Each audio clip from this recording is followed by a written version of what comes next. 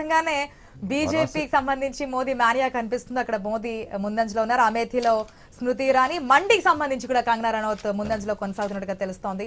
నాగ్పూర్ లో నితిన్ గడ్కరీ కూడా ఆధిక్యంలో కొనసాగుతూ ఉన్నారు. లాస్ట్ టైం కూడా హిమాచల్ ప్రదేశ్ ఉన్నటువంటి 4 సీట్లు భారతీయ జనతా పార్టీ గెలిచారు. బీజేపీ గెలిచినటువంటి మనకు స్పష్టంగా తెలుసు అక్కడ. సో ఈసారి కూడా ఆ విధమైనటువంటి పరిస్థితి. రాజమండ్రిలో బుచ్చయ్య చౌదరి, రాజమండ్రి బుచ్చయ్య చౌదరి మనందరికీ తెలిసిన పర్సన్. బుచ్చయ్య చౌదరి కూడా అక్కడ మెయిన్ గా లీడ్ లో అయితే కొనసాగుతున్నారు. నెల్లూరు సిటీలో కూడా నారాయణ ముందంజలో కొనసాగుతున్నటువంటి పరిస్థితి. ఇది పోస్టల్ బ్యాలెట్ సంబంధించినటువంటి లీడింగ్ మనం చూస్తున్నాం ప్రెసెంట్ అనేది. ఈవీఎంలకు సంబంధించి ఇంకా వెళ్ళలేదు కౌంటింగ్. 8:30కి అది కూడా స్టార్ట్ కావడం జరుగుతోంది. పోస్టల్ బ్యాలెట్ ఈసారి ఎందుకు అంతా అయింది అంటే ఇద్దరి మధ్యన ఆ విధమైనటువంటి కాంపిటీషన్ ఉంది. లాస్ట్ టైం కూడా మనం అనుకుంది ఏంటంటే చాలా తక్కువ 14లో జస్ట్ 1.52% మార్జిన్ తోటి పోయింది. మొన్న తెలుగుదేశం మరియు జనసేన రెండు కలిస్తే కేవలం 3% ఓటు 4% ఓట్లతో పోయింది. కాబట్టి ప్రతి ఓటు వాళ్ళకి ఇంపార్టెంట్. కాబట్టి లాస్ట్ టైం చేసినటువంటి మిస్టేక్ చేయకుండా పోస్టల్ బ్యాలెట్ దగ్గర నుంచి మొదలు పెడితే ఇక్కడ నుంచి హైదరాబాద్ తెలంగాణ నుంచి బస్సులు పెట్టేంత వరకు అన్ని అవకాశాలను ఉపయోగించుకొని చేశారు. కాబట్టి అంత పర్సెంటేజ్ ఓటు కనిపిస్తుంది మనకి. ఇప్పుడు 2014లో ఆంధ్రప్రదేశ్ ఏర్పడిన తర్వాత వాళ్ళకి రాజధాని లేదు, ఒక సీనియర్ లీడర్ ఉండాలా, లేకపోతే బాబు గారు అయితే చేస్తారు అనేటువంటి ఒక భావంతో చేస్తున్నారు. అప్పుడు ఇక్కడ ఉన్నటువంటి అందరూ బెంగళూరు, చెన్నై అన్ని ఖాళీ చేసి అందరూ వెళ్ళిపోయి అక్కడ ప్రచారం చేసి ఓట్లు వేస్తారు. 19లో ఆ వాతావరణం లేదు. ఇంకెలాగైనా గెలిచారు కదా, ఆయన చేసుకుంటారు అనేటువంటి పరిస్థితి ఉండేటువంటిది. సో మళ్ళీ సేమ్ ఇట్లా మళ్ళీ ఈసారి మళ్ళీ రాజధాని లేదు కాబట్టి మళ్ళీ వీళ్ళందరూ మళ్ళీ బస్సులు కట్టుకొని కార్లు కట్టుకొని. చంద్రబాబు టీడీపీ పార్టీ అధినేత జాతీయ అధ్యక్షుడు చంద్రబాబు కుప్పానికి సంబంధించి కూడా చాలా ఈక్వేషన్స్ బయటపడ్డాయి. అసలు ఈసారి కుప్పంలో చంద్రబాబు ఓడిపోతారు, అక్కడ కూడా కుప్పాన్ని క్లీన్ స్వీప్ చేస్తాము, 175 నియోజకవర్గాలని గెలిచేటువంటి తరుణంలో కుప్పాన్ని కూడా మాదే, మా ఖాతాలో వేసుకుంటాం, కంచుకొట్టును బద్దలు కొడతామని చెప్పున్నారు. అట్లాంటిది కుప్పంలో మనకి చంద్రబాబు ముందంజలో కనిపిస్తున్నారు.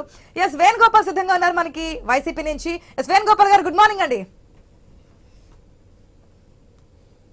హలో,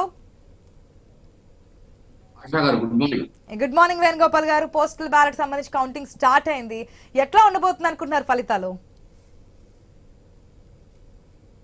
ఆశా గారు, మేము చెప్పడం ఏమంటే ప్రతిపక్షాలు మా పైన ఆరోపణలు తప్ప అవి నిజాలు కాదు.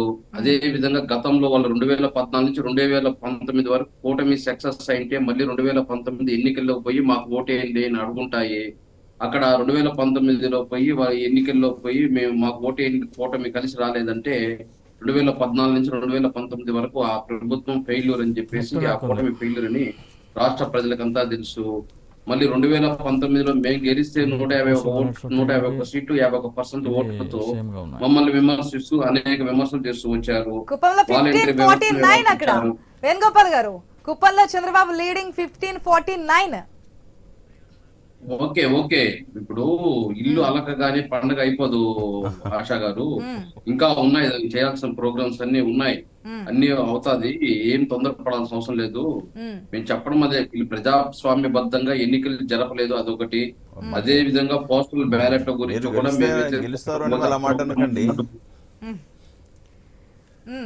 మీరు గెలుస్తారని చెప్తున్నారు కదండి. మీరు గెలుస్తారని చెప్తూ మళ్ళీ ప్రజాస్వామ్యంగా జరపలేదు అంటే మళ్ళీ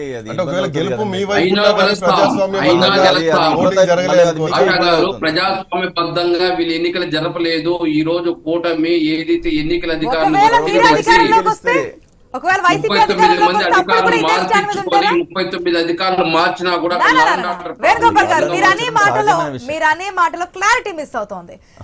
ఈసీ ట్రాన్స్పరెంట్ గా అంటే పారదర్శకంగా ఈసారి ఎలక్షన్స్ జరపలేదు అంటున్నారు. మీరు ఏదైతే గెలుపుపై ధీమా వ్యక్తం చేస్తున్నారో, సీఎం కావచ్చు, పార్టీ ప్రధాన కార్యదర్శి కావచ్చు, మీ పార్టీల మంత్రులు కావచ్చు, మాజీ మంత్రులు కావచ్చు, గెలుపుపై ఆశాభావం వ్యక్తం చేస్తున్నారు. మాకు గెలుపు అనేది అసలు సమస్య కాదు, మెజారిటీ సీట్ల మీద ఫోకస్ చేస్తున్నాం అంటున్నారు. సో మీరు గెలిచినా సరే ఈసీ ట్రాన్స్పరెంట్ గా అంటే పారదర్శకంగా ఎన్నికలు జరపలేదని అనుకోవాలా? అప్పుడు కూడా సేమ్ ఈక్వేషనా?